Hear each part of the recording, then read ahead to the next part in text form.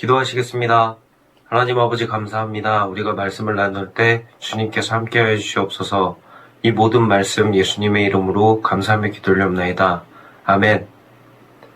안녕하세요. 저는 코람데오 지역의 한명재 팀장입니다. 안녕하세요.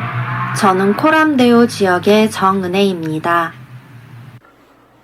오늘 창세기 23장 말씀을 나눌 건데요. 일단 말씀부터 봉독하겠습니다. 사라가 127세를 살았으니 이것이 곧 사라의 향년이라. 사라가 가나안 땅 헤브론 곧 기럇 아르바에서 죽음에 아브라함이 들어가서 사라를 위하여 슬퍼하며 애통하다가 그 시체 앞에서 일어나 나가서 해쪽 속에게 말하여 가로되 나는 당신들 중에 나그네요 우거한 자니 청컨대 당신들 중에서 내게 매장지를 주어 소유를 삼아 나로 내 죽은 자를 내어 장사하게 하시오. 해쪽 속이 아브라함에게 대답하여 가로되 네 주여 들으소서. 당신은 우리 가운데 있는 하나님이 세우신 지도자이시니 우리 묘실 중에서 좋은 것을 택하여 당신의 죽은 자를 장사하소서. 우리 중에서 자기 묘실에 당신의 죽은 자 장사함을 금할 자가 없으리이다.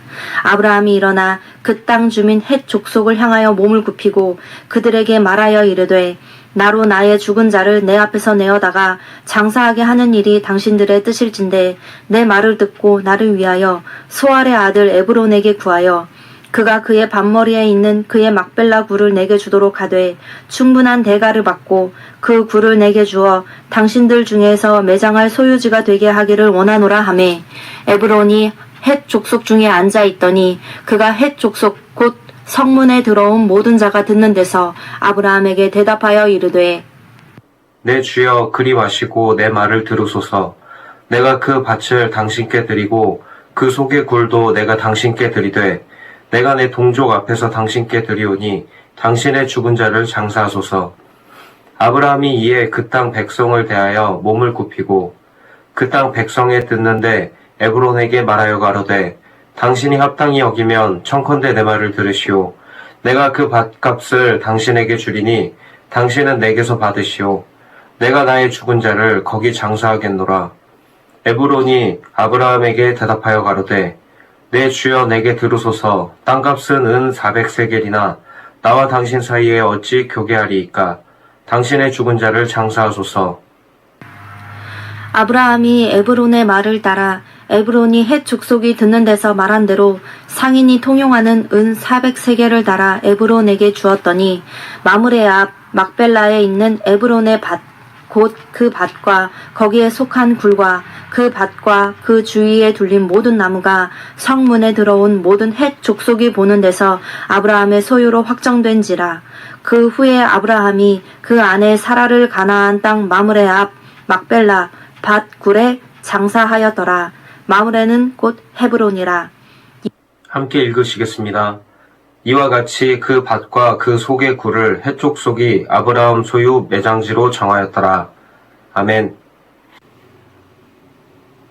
네, 창세기 23장을 읽고 이제 느낀 점을 나눠볼 텐데요. 은혜자매님은 어떤 것을 느끼셨나요?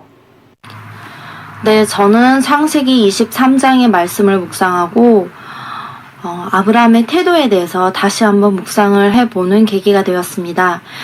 창세기 23장의 내용을 간략하게 요약하자면 아브라함의 아내 사라가 죽고 아브라함이 사라를 장사할 묘지를 구하는 과정에서 그린 지도층과 피지배층의 사이의 대화 내용이었습니다. 이 대화 내용에서 아브라함은 지배층이었고 헷 사람들과 소알의 아들 에브론은 피지배층이었습니다. 피지배층에서 우리가 굴을 그냥 주겠다. 당신은 우리의 지도자이니 그 굴 중에서 하나를 골라라. 우리가 주겠다. 라고 말을 했는데 아브라함은 그래 뭐 준다는데 그냥 쓰자. 뭐 이렇게 그냥 받을 수도 있었고 아니면 내가 좀 저 굴을 쓰기 원하는데 좀 주겠니? 라고 말을 할 수도 있고 아니면 뭐 누구를 시켜서 좀 달라고 그래 라고 말할 수도 있었는데 아브라함은 전혀 그런 말을 하지 않았어요. 오히려 아브라함은 4절에서 나는 당신들 중에 나그네요 거류하는 자이니 라고 본인을 한번 낮췄고, 그 다음에 7절에서 아브라함이 일어나 그 땅 주민 헷 족속을 향하여 몸을 굽히고, 이렇게 또 몸을 굽혔더라고요. 그리고 9절에 충분한 대가를 받고, 아브라함이 돈을 주겠다는 거죠. 대가를 주겠다. 그러니 나에게 팔아라 라고 이렇게 말을 하는데, 이 내용에서 제가 아브라함이 참 낮은 마음을 가진 사람이었구나 라고 느꼈습니다. 아브라함이 하나님의 친구잖아요. 하나님이 아브라함을 친구라고 하셨잖아요. 그렇게 하신 것에서는 제가 생각을 해본 건데,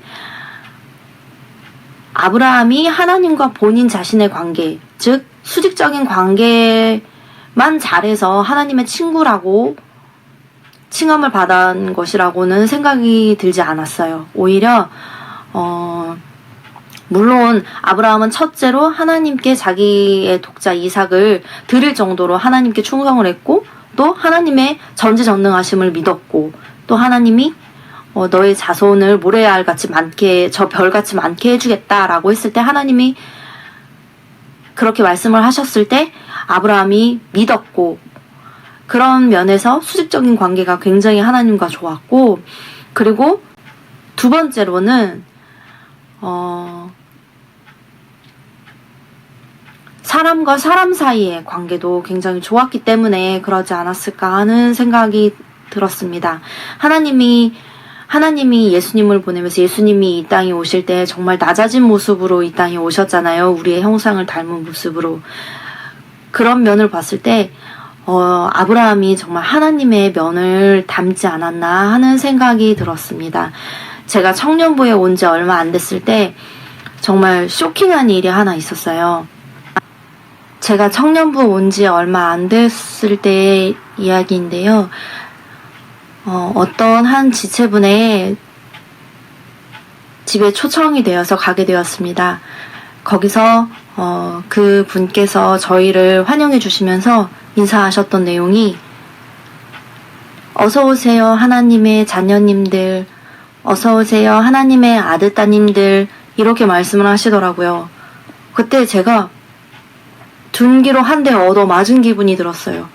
나도 하나님의 자녀이고 옆 사람도 하나님의 자녀인데 나는 왜 하나님 자녀 어서 오세요 라는 말을 한 번도 해보리라고 생각을 못했을까 라는 충격이 들더라고요. 그래서 그때 제가 깨달았던 거는, 나만 하나님의 자녀가 아니구나. 예수님의 보혈의 피로 우리 모두가 형제 자매가 되었고 하나님의 자녀가 되었기 때문에 내가 하나님의 자녀를 함부로 하면 안 되겠다 하는 그런 큰 깨달음이 있었습니다. 23장의 말씀을 읽으면서 아브라함의 태도를 보면서 그 생각이 너무 많이 났어요.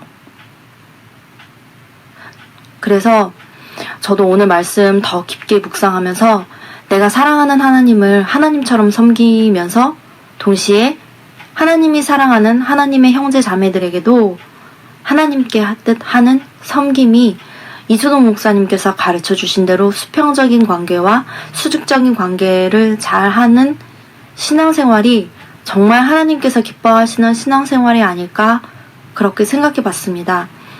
저도 너무 많이 부족하지만 수평적인 관계와 수직적인 관계를 더 잘 해나가도록 하나님을 더욱더 잘 섬기고 하나님이 사랑하는 공동체를 더 소중히 여기고 아끼고 사랑해야겠다, 그렇게 생각을 했습니다. 이상입니다. 네, 저도 느낀 게 은혜자매님이랑 크게 다르지 않은데요. 제가 느낀 거는 23장 6절하고 16절입니다. 6절, 내 주여 들으소서. 당신은 우리 중 하나님의 방백이시니 우리 묘실 중에서 좋은 것을 택하여 당신의 죽은 자를 장사하소서. 우리 중에서 자기 묘실에 당신의 죽은 자 장사함을 금할 자가 없으리이다. 아멘.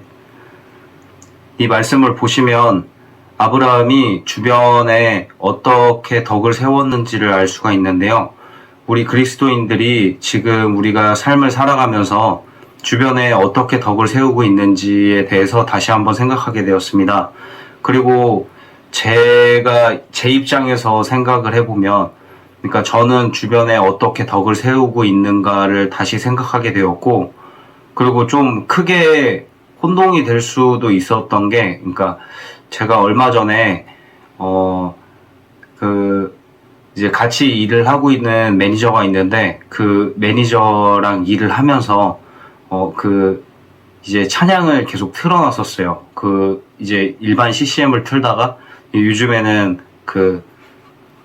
우리 교회 찬양 모음집 그걸로 이제 틀어놓고 있는데, 처음에는 틀 때 조금 이게 덕이 되는 건가라는 생각을 하면서 소리도 약간 줄이기도 하고, 그리고 약간 눈치를 좀 많이 봤어요.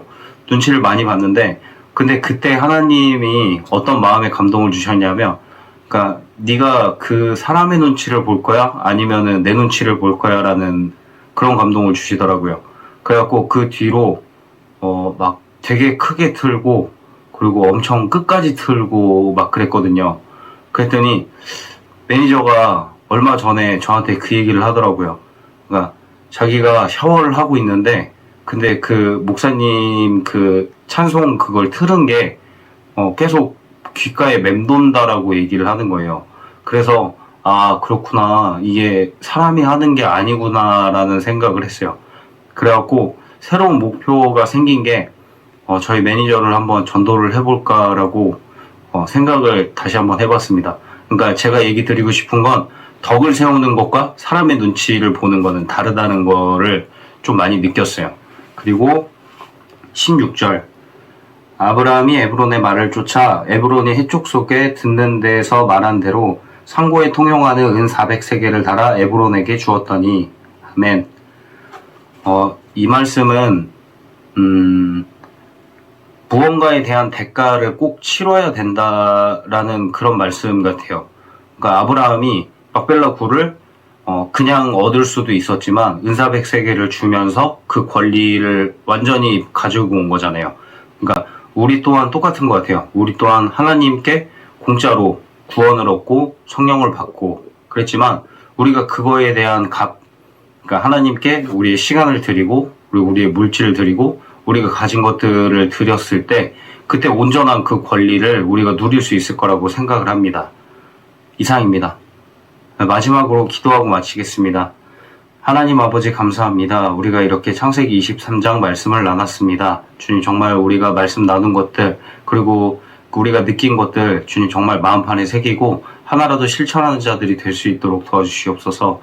이 뒤에 주님 정말 말씀으로 주님 함께 해주실 우리 안동식 목사님께 주님 정말 기름 부어주시었고, 목사님이 말씀하시는 것 우리가 다 기억하고 하나라도 실천할 수 있도록 도와주시옵소서. 모든 말씀 예수님의 이름으로 감사하며 기도드리옵나이다. 아멘.